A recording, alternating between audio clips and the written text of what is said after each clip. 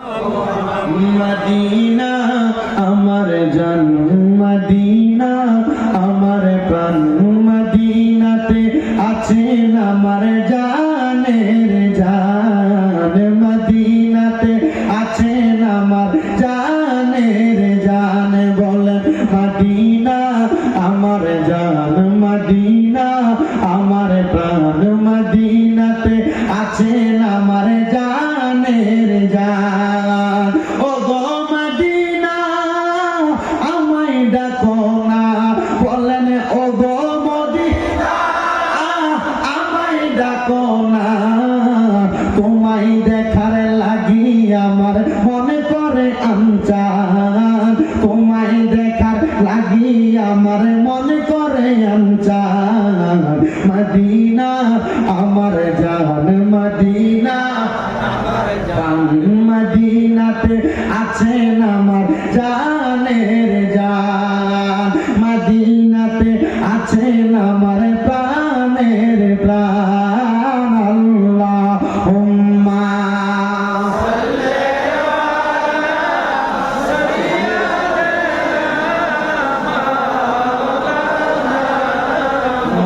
মুহাম্মাদ ওয়া আলা আলি সাইয়্যিদিনা। তাহলে জান্নাতি হুর এত সুন্দর, ওই হুর আল্লাহ ইবাদতকারীদের জন্য রেখেছেন, ইমানদারের জন্য রেখেছেন। আমরা সবাই ওই হুর চাই, কোন ইমানদারকে কষ্ট দিতে চাই না। এবার আপনার মনে প্রশ্ন, হুজুর ইমানদার কাহাকে বলে? ইমানদারের পরিচয় জানতে চাই।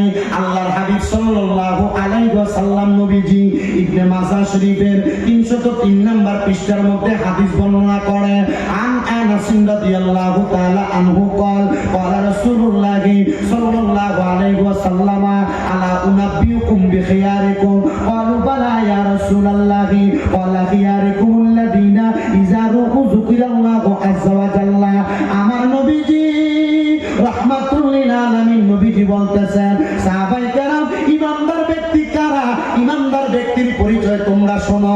আমি নবী কি তোমাদেরকে উত্তম ব্যক্তি এবং ইমানদার ব্যক্তি সম্পর্কে খবর দিব না? আপনারা বলেন আমরা সবাই ইমানদার চিনতে চাই কি চাই না? আমার নবী বলে ইমানদার হলো তারা। বলে নবীজি কারা? যাদের চেহারার দিকে তাকাইলে আল্লাহর কথা মনে হয়, তারা হলো ইমানদার, তারা হলো ইমানদার। ও মুসলমান, আপনি কার দিকে তাকাইলে আল্লাহর কথা মনে হবে? যেই ব্যক্তির ইবাদত দেখতে সুন্দর, যেই ব্যক্তির আমল দেখতে সুন্দর, তার দিকে তাকাইলে আপনার আল্লাহর কথা মনে হবে, নবীর কথা মনে হবে। নবীর কথা, আল্লাহর কথা যার দিকে ফিরলে মনে হবে, ওই ব্যক্তি হলো ইমানদার, ওই ব্যক্তি হলো ইমানদার। হে নবীর উম্মতের দলেরা, এমন একজন ইমানদার আল্লাহর নবীর প্রখ্যাত একজন হাদিস বিশারদ হযরতে আবু হুরায়রা রাদিয়াল্লাহু তাআলা আনহু, ওনার নাম আপনারা অনেকেই শুনেছেন। মুসলমান, হযরত আবু হুরায়রা রাদিয়াল্লাহু তাআলা আনহু বলে, আমার ঈমানের ব্যাপারে আমার সবচাইতে বেশি যিনি ধারণা রাখেন তিনি হলেন আমার মা। ও আবু হুরায়রা, তোমার মা কেমন ভাবে তোমার ঈমানের ব্যাপারে ধারণা রাখেন? হযরত আবু হুরায়রা বলেন, আমি যখন আল্লাহর হাবিবের চেহারা মুবারকের দিকে তাকাইতাম, আমি আবু হুরায়রার মনের মধ্যে বড় শান্তি পাইতাম।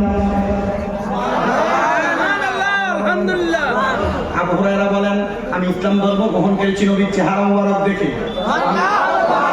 দেখে নবীজির চেহারা মুবারক দেখে। ইয়া রাসূলুল্লাহ, ইয়া হাবিবাল্লাহ, কিভাবে জানেননি? আপনি নবী যখন মসজিদে নববীর মধ্যে খুতবা প্রদান করতেন, আমি আবু হুরায়রা দরজার মধ্যে দাঁড়িয়ে থাকতাম। আমি যখন দেখতাম আমার নবীজি খুতবা প্রদান করে, আমি দেখতাম আমার নবীজির দাঁত মুবারকের মধ্য থেকে কেমন জানি একটা নূরের আলোক রশ্মি বের হয়। আমি দেখতাম আল্লাহর হাবিবের জিহ্বা মুবারক থেকে কেমন জানি আলোক রশ্মি বের হয়। আল্লাহর হাবিবের চোখ মুবারক থেকে কেমন জানি আলোক রশ্মি বের হয়। আমি আবু হুরায়রা এবার আমার দয়া নবী রাহমাতুল লিল আলামিন নবীর দরবারে একদিন যেয়ে দাঁড়াইলাম আর বললাম, ইয়া রাসূলুল্লাহ, ইয়া হাবিবাল্লাহ, নবীজি আপনি নবীর কাছে আমি একটা কথাই বলতে চাই। নবী গো, আমি আবু হুরায়রা তো ইহুদি জাতি, কিন্তু আমি এখনো পর্যন্ত ইসলাম ধর্ম গ্রহণ করি নাই। ইয়া রাসূলুল্লাহ, আমার কাছে ইসলাম ধর্মটা বড় ভালো লাগে, আমার কাছে ইসলাম ধর্মটা বড় মায়া লাগে, আমার কাছে ইসলাম ধর্মটা বড় মহব্বতের মনে হয়। ও মায়ার নবী, এই মুহূর্তে আপনি আমার ইসলামের কালিমা পড়ায়া দেন, লা ইলাহা ইল্লাল্লাহু মুহাম্মাদুর রাসূলুল্লাহ। আপনাদের কষ্ট হয়?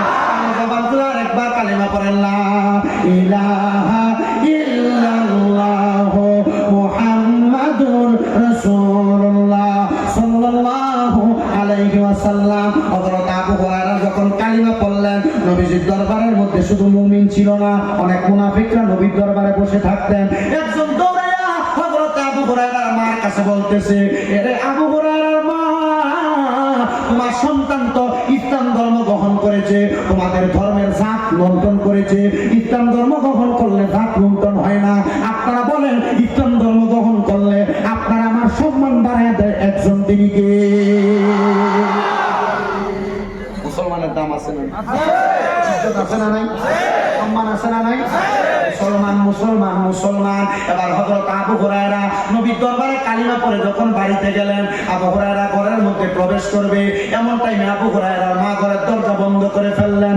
আবু হুরায়রা মুসলমান হিসেবে ঘরের দরজার মধ্যে সালাম দেয়, আসসালামু আলাইকুম ওয়া রাহমাতুল্লাহি ওয়া বারাকাতুহু বলে না। এবার আবু হুরায়রা সালাম দিতেছে, আসসালামু আলাইকুম ইয়া মানিত্তাবা আলাল হুদা। এ মুসলমানেরা, তোমার এলাকার মধ্যে হিন্দুরা বসবাস করে, তোমার এলাকার মধ্যে সনাতন ধর্মীরা বসবাস করে। এবার তোমরা তাদের সঙ্গে মারামারি করবে না, ঝগড়া করবে না, কাটাকাটি করবে না, কারণ ইসলাম ধর্ম মারামারি শিখায় না, কাটাকাটি শিখায় না, দ্বন্দ্ব শিখায় না। যদি দেখো তোমার কোনো মুসলমান ভাই এবং হিন্দু ভাই, সনাতন ধর্মের ভাই একসাথে বসে কথা বলতেছে, এখন তোমার মুসলমানকে সালাম দেওয়া লাগবে। এবার তুমি মুসলমানকে সালাম দিলে হিন্দু ভাইটা রাগ করতে পারে, মনে কষ্ট নিতে পারে, যেন তার মনে কষ্ট না যায় তুমি তার সালাম দিবা, আসসালামু আলাইকুম ইয়া মানিত্তাবা আলাল হুদা। তুমি তাকে সালাম প্রদান করবা এবং তোমার সাথে যে সনাতন ধর্মের ভাই আছে, তুমি আল্লাহর কাছে দোয়া করবা, আল্লাহ তাকে আপনি হেদায়েত দান করেন। তখন এই দোয়াটা আমার আল্লাহ কবুল করবে, না জানি কখন তারা মুসলমান হয়ে যায়। জবান খুলে জোরে জোরে বলে সুবহানাল্লাহ। আবু হুরায়রা ঘরের দরজার মধ্যে সালাম প্রদান করলেন, মা দরজা খুলে না, আবার সালাম প্রদান করলেন, মা দরজা খুলে না, আবার সালাম প্রদান করলেন, মা দরজা খুলে না। আপনার আমার মা যদি দরজা না খুলতো, আপনি দরজা ধাক্কা দিয়ে ভেঙে ঢুকে যাইতেন। আবু হুরায়রা বলে, কারণ আমি জানি ইন্নাল্লাহা মা'আস সাবিরিন, নিশ্চয় ধৈর্য ধারণকারীর সাথে আমার আল্লাহ আছেন। আমি এই কথা চিন্তা করে আমার মায়ের দরজাটা আমি খুললাম না। আমি যখন অপেক্ষা করলাম, মা যদিও অন্য ধর্মের হয়, সন্তানের প্রতি একটু মায়া আছে, আমার মা কিছুক্ষণ পরে দরজা খুলে দিলেন, কিন্তু আমার সঙ্গে কথা বললেন না। আমি ঘরের মধ্যে প্রবেশ করলাম এবং ঘরের মধ্যে প্রবেশ করার পরে আমি কিছুক্ষণ আল্লাহর ইবাদত করলাম। আমার মা, আমি আবু হুরায়রার পেছন দিয়ে আইসা খেজুর কাটা দিয়ে আমি আবু হুরায়রার পেটের মধ্যে আঘাত করেছে। আল্লাহর কসম রে, ও মুসলমানের দল, হযরত আবু হুরায়রা নিজে বর্ণনা করতেছে, আমার পিঠগুলা দিয়ে বেয়ে বেয়ে খেজুর কাটার কারণে আমার পিঠগুলা দিয়ে রক্ত পড়তেছে, আমার পিঠগুলা দিয়ে রক্ত পড়তেছে। আবু হুরায়রা, রক্তগুলা কি তুমি বন্ধ করো নাই? আবু হুরায়রা কয়, না, আমার পিঠগুলা দিয়ে যখন রক্ত পড়তেছে, আমি আমার ঘর থেকে দৌড়াইয়া রাহমাতুল লিল আলামিন নবীর দরবারে চলে গেলাম। আমার নবীর চেহারা মুবারকের দিকে তাকিয়ে আছি। নবীজি মসজিদে নববীর মধ্যে খুতবা প্রদান করতেছে, আর আমি নবীর চেহারার দিকে তাকাচ্ছি। আমার নবী খুতবা দিতেছেন একবার, আর আমি আবু হুরায়রার দিকে তাকাচ্ছেন একবার। নবী আমার খুতবা দেওয়া বন্ধ করে দিয়ে আমি আবু হুরায়রার সামনে চলে আসছে। আবু হুরায়রা, তুমি যখন আমি নবীর দরবারে আসো, কখনো তো কান্না করতে দেখি না। আবু হুরায়রা, আজকে দেখি তুমি কান্না করতেছো। আবু হুরায়রা যখন কান্না করে, আমার নবীরে ডাক দিয়ে বলি, ইয়া রাসূলুল্লাহ, আমি এমনি কান্না করি না নবীজি, আমি ইসলাম ধর্ম গ্রহণ করার কারণে আমার মা, আমি আবু হুরায়রার পিঠের মধ্যে খেজুর কাটা দিয়ে আঘাত করছে। নবী আমার জিজ্ঞাসা করে, আবু হুরায়রা, মা তোমারে মেরেছে এই জন্য নাকি তুমি কান্না করো? আবু হুরায়রা বলে, ইয়া রাসূলুল্লাহ, আমি এই জন্য কান্না করি না। কেন কান্না করো? মা আঘাত করেছে, তোমার ব্যথা হচ্ছে এই জন্য কান্না করো? ইয়া রাসূলুল্লাহ, না, আমি এই জন্য কান্না করি না। আবু হুরায়রা, রক্ত বের হয়েছে, তোমার আপন মা তোমাকে মেরেছে এই জন্য কান্না করো? না ইয়া রাসূলুল্লাহ, আমি এই জন্য কান্না করি না। কেন কান্দো? আবু হুরায়রা বলে, ইয়া রাসূলুল্লাহ, ইয়া হাবিবাল্লাহ, নবীজি, আপনি কত মানুষের জন্য দোয়া করেন, নবীজি আপনি আমার মার জন্য একটু দোয়া করেন না। সেই আফসোসে আমি কান্না করতেছি গো নবীজি। নবী বলে, আবু হুরায়রা, তোমার মা তোমার মেরেছে, তুমি তো তোমার মায়ের নামে আমার কাছে নালিশ করার কথা, তুমি যে বলতেছো তোমার মার জন্য দোয়া করার জন্য। আবু হুরায়রা কয়, ইয়া রাসূলুল্লাহ, আপনার জবানের কথা শুনেছি, আপনি নবী বলেছেন কু আনফুসাকুম ওয়া আহলিকুম নারা, নিজে জাহান্নামের আগুন থেকে বাঁচো এবং তোমার আহালকে বাঁচাও, তোমার আওলাদকে বাঁচাও। ইয়া রাসূলুল্লাহ, ইসলাম ধর্ম গ্রহণ করার কারণে আমি আগুনে পুরা থেকে বাঁচবো। নবী গো, আমার মাকে তো আগুনে পুরানো হবে, আমি আবু হুরায়রার সহ্য হয় না, আমার মা কেমনে আগুনে পুড়বে। নবী আপনি দোয়া করেন আমার আল্লাহ যেন আমার মাকে হেদায়েত দেয়, আমার মা যেন ইসলাম ধর্ম গ্রহণ করে। আমার নবী আল্লাহর কাছে দোয়া করলেন, আকবারে বললেন, আল্লাহুম্মা ইহদি, আল্লাহ আপনি তাকে হেদায়েত দান করেন। নবী যখন দোয়া করলেন, আবু হুরায়রা নবীর সামনে বসা, সেখান থেকে উঠে একটা দৌড় মারলেন। সাহাবায়ে কেরাম হযরত আবু হুরায়রাকে ধরলেন, আবু হুরায়রা তুমি বললা আমার নবী যেন তোমার মার জন্য দোয়া করে, এখন দোয়া করার পরে তুমি কেন দৌড়ে পালায়া যাও? আবু হুরায়রা কয়, আমি পালাই না রে, পালাই না, আমি তাড়াতাড়ি বাড়িতে যাইতেছি, আমি যাইয়া দেখবো আমি আবু হুরায়রা আগে বাড়িতে গেছি না রাহমাতুল লিল আলামিনের দোয়া আগে বাড়িতে গেছে। রহমতে আলম নবী নূরে মুজাসসাম, রহমতে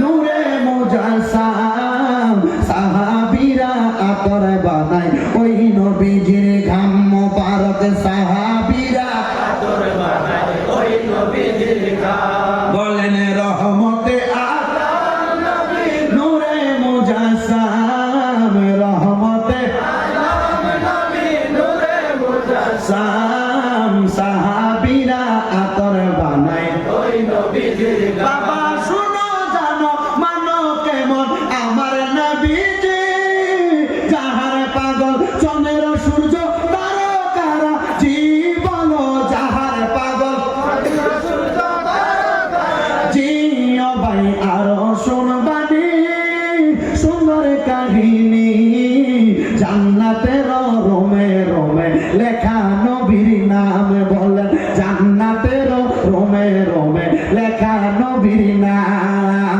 রহমতে আলম নবী নূরে মুজাসসাম, রহমতে আলম নবী নূরে মুজাসসাম, সাহাবীরা আতর বানায় ওই নবীজির গাম মোবারক, সাহাবীরা আতর বানায় ওই নবীজির গাম। বাবা উস্তুনে হান্নানা একটা খেজুর গাছের নাম, যাকে দৌড়ে খুতবা দিতেন রাসূলে রামে, বলেন যাকে দৌড়ে খুতবা দিতেন রাসূলে রামে, গাছটা নবীর বিরহে কাঁদিতে রহে, গাছটা নবীর বিরহে কাঁদিতে রহে। হতবাক হইলেন যত সাহাবায়ে কেরাম, বল রহমতে আলম নবী নূরে মুজাসসাম, রহমতে আলম নবী নূরে মুজাসসাম, সাহাবীরা আতর বানায় ওই নবীজির ঘাম। বলেন সাহাবীরা আতর বানায় ওই নবীজির ঘাম। বাবা আমরা সবার নবীর কাছে এই আরাধনা, দেখিব নবী নূরের ছবি যতই কল্পনা। বলেন দেখিব নবী নূরের ছবি যতই কল্পনা, আমরা বিদায় বেলাতে নবী আসবে দেখিতে, মোদের বিদায় বেলাতে নবী আসবে দেখিতে। আমরা সবাই কিয়াম করে জানাবো সালাম, রহমতে আলম নবী নূরে মুজাসসাম, রহমতে আলম নবী নূরে মুজাসসাম, সাহাবীরা আতর বানায় ওই নবীজির ঘাম মোবারক, সাহাবীরা আতর বানায় ওই নবীজির ঘাম। আল্লাহুম্মা সাল্লি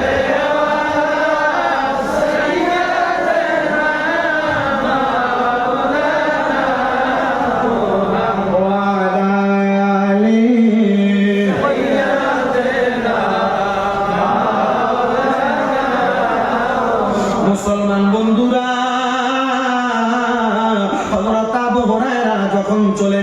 সাহাবায়ে কেরাম ধরার সাথে সাথে আবু হুরায়রা উত্তর প্রদান করে, এ সাহাবীরা, আমি বেতার জ্বালা সহ্য করতে না পাইরা যাই না, আমি তাড়াতাড়ি যাইতেছি।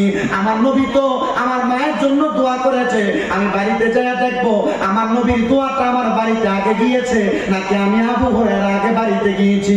হযরত আবু হুরায়রা বলেন, এবার আমি তাড়াতাড়ি বাড়ির মধ্যে গেলাম। আমি বাড়ির মধ্যে যাইয়া আমি লক্ষ্য করে দেখলাম, অন্যদিন আমার মাকে আমি কয়েকবার সালাম দেওয়া লাগে, আজকে আমার মাকে আমি কয়েকবার সালাম দেওয়া লাগে নাই। আমার মাকে যখন আমি একবার সালাম প্রদান করলাম, আমি দেখলাম সালাম শেষ হওয়ার আগে আমার মা জননী আমার জন্য দরজা খুলে বসে আছে। আমি দেখলাম আমার মায়ের মাথার চুলগুলা বেয়ে বেয়ে পানি পড়তেছে। আমি বুঝলাম আমার মা মনে হয় গোসল করেছে। আমি জিজ্ঞাসা করলাম, আম্মা জান, আপনি কি অন্যদিন 3 বার সালাম দেওয়া লাগে, আপনি আমার জন্য দরজা খোলেন না, আজকে দরজা খুলেছেন? নবী গো, ও মায়ের নবীজি, আমার মাকে আমি দেখলাম দরজা খুলে ফেললো। আমি আমার মাকে জিজ্ঞাসা করলাম, ও আম্মা জান, আপনি কেন আজকে আমার জন্য দরজা খুলে বসে রইলেন?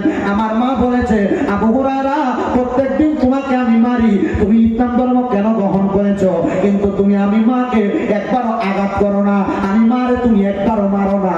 আবু হুরায়রা, আমার মনের মধ্যে চিন্তা আসলো, তোমাকে যখন আজকে মারলাম, আমি চিন্তা করলাম, ও আল্লাহ, আবু হুরায়রা ইসলাম ধর্মে কত মজা পেয়েছে, আবু হুরায়রা ইসলাম ধর্মে কত শান্তি পেয়েছে।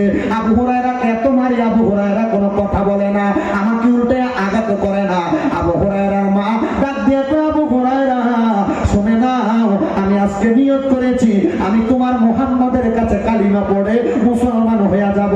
আবু হুরায়রা বলে, আমার মা আমি আবু হুরায়রার সহ একসাথে কালিমা গ্রহণ করলেন, মুসলমান হয়ে গেলেন। আমার নবী রহমাতুল লিল আলামিন নবীকে আমি জিজ্ঞাসা করলাম, ইয়া রাসূলুল্লাহ, আমার মা ইসলাম গ্রহণ করলো, আমার মা ইন্তেকাল করলো, আমার মা মুসলমান হওয়ার আগে অনেক গুনাহ করেছে, অনেক পাপ করেছে, ইয়া রাসূলুল্লাহ, আমার মাকে কি আমার আল্লাহ মাফ করেছে কিনা? হযরত আবু হুরায়রা যখন এমন ভাবে কান্না করে, আর আমার নবীকে জিজ্ঞাসা করি, ইয়া রাসূলুল্লাহ, আমার মাকে আমার আল্লাহ মাফ করছে কিনা? আমার নবী বলে, আবু হুরায়রা, 2 রাকাত নামাজ আদায় করে আমার আল্লাহর কাছে তুমি তোমার মুরাকাবার মধ্যে বলতে থাকো, আমার আল্লাহ তোমার মাকে মাফ করেছে কিনা। আবু হুরায়রা বলে, আমি যখন আমার মায়ের জন্য কান্না করতে লাগলাম, আমি হঠাৎ করে নামাজের মুসল্লার মধ্যে বেহুশ হয়ে পড়ে গেলাম। আমি লক্ষ্য করে দেখলাম আমার কে জানি একজন আয়েশা বলতেছে, আবু হুরায়রা, কান্না করো না, কান্না করো না, আমি তোমার মা, আমার আল্লাহ ইসলাম ধর্ম গ্রহণ করার কারণে আমাকে স্বর্গবাস করাইছেন, জান্নাতে দিয়েছেন। জবান খুলে বলেন সুবহানাল্লাহ। আবু হুরায়রার মা যদি পূর্বে অন্য ধর্মের থেকে ইসলাম ধর্ম গ্রহণ করে ইন্তেকালের পরে স্বর্গে যায়, জান্নাতে যায়, আপনারা বলেন আমরা মুসলমান হয়ে ইবাদত করে যদি আমাদের ইন্তেকালের আগ মুহূর্ত পর্যন্ত কাটাইতে পারি, আল্লাহ আমাদেরকে জান্নাত দিতে পারে কি পারে? বিশ্বাস কার কার আছে? 2 হাত সোজা করে আল্লাহ আলহামদুলিল্লাহ জবান খুলে একটা তাকবীর।